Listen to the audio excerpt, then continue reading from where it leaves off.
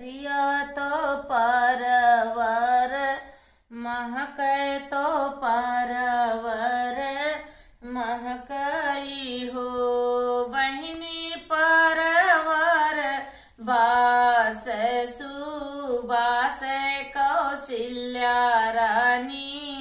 अंजन कौशल्या रानी अंजन कैसा सुराही सकल पैतो काय साव सुन धोती हो बहिनी काई साऊ बाभना जे मामै कटाई दुख संकट कटाई दुख संकट हो साई सोना सकल पैसा वाऊ सब सुन धोती हो बहिनी तीन साऊ बाभना जे वामै कटाई दुख संकट कटाई दुख संकट हो अपनी महाल सेनी के कही सुनाहु बहिनी सुमित्रा हो बहिनी का सिल्या के भाई राजा राम हमारे तोहरे के सनाई हो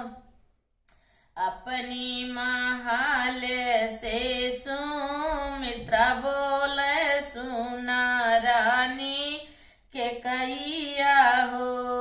बहिनी जे ना उठी करी है दान वोइया फल पई है वोइया फल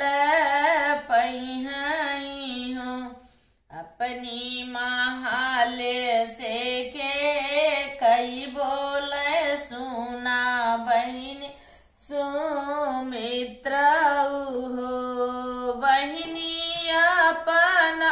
रामाइया देखऊ त्युलावाटी घरा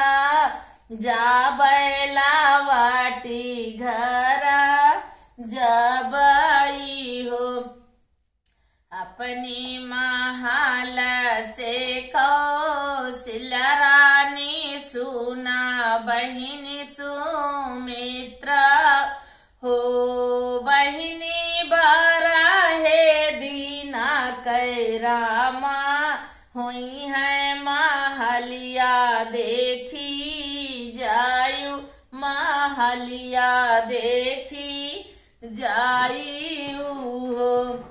अरे अरे गारा भी कौशल्या गारा भजिनी बोला गारा भजिनी बोलाऊ हो बहिनी बरहे बारिश कै राम हुई है तो बना चला जई है तो बना चला तनी बचन सुनि कौशल्या सुना हो बहिनी के कई सुना हो बहिनी के कैया हो बहिनी बरहे बारिशा बना जई है बना से फिरी आई है